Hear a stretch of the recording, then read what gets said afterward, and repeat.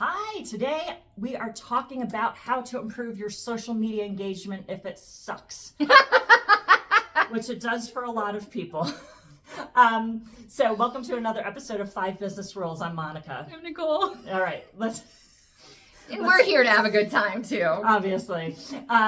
Okay, first things first, make sure you're on the right channels. Right? Like someone could say, oh, you need to be on TikTok, you need to be on Instagram, you need to be on this, that, and the other. Really? Is your audience there? Because that's the channel you need to be on. Well, I have my clients telling me that their teenage kids are telling them to be on TikTok. And I'm like, you're a B2B business selling to other 45-year-olds. You don't need to be on TikTok. No, and people don't go on TikTok. 45-year-olds or 48-year-olds don't go on to TikTok. I don't go on to TikTok anyway, but to be entertained. You're going there to be entertained, not to, learn about a brand, a brand's offering. So yeah, make sure your audience is on the right channel. That's the first things first, right? That's a basic.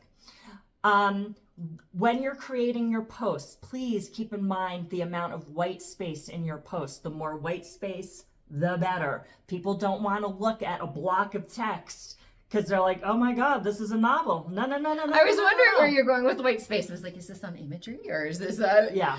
But it's honestly like, even if you're doing long form content, Yeah. I think your point of don't make it block of text, break it up into paragraphs, add an emoji in there, something there just to make it more fun. Mm-hmm. And obviously if you add photos and videos, it literally does not matter what channel, you are going to be more visible in other people's feeds. Photos make such a big difference. Such a huge difference. And if you're on Instagram, you have got to be integrating video somehow. All right, number 3, do a better job with hashtags. I have seen horrific uses of hashtags. Now, is that the absence of hashtags or just the wrong hashtags? Wrong hashtags. So someone who, well, I'm not going to say what her business is, but B2B business, she's on LinkedIn, and she starts just tagging like cities where she works. She's not an economic development. She's not a chamber of commerce. She's a B2B business. Not going to work. So, the other thing, like, this is one of my, like, the old school is you would make your own hashtags so you could tag your top highs together. That's, to me, like, because, it's for your own thing. The whole point of hashtags is to show up in conversations that are already happening. Yes. It's a discovery mechanism. Yes. It is a discovery mechanism. I'm not going to find a web design development person. I could, but unlikely by putting in a hashtag Santa Fe, New Mexico. Probably not. Not going to happen. Okay. Number 4, respond and engage. People's social media is social. You can't just be posting stuff and disappearing. You need to be interacting with other people you are following. And you don't have to spend a lot of time on this either. I mean, 10, 15 minutes a day is plenty. And I will say, there's a couple of people that, like, that's their whole strategy. Like, they're not posting content themselves. But they're raising their visibility by posting on some other things.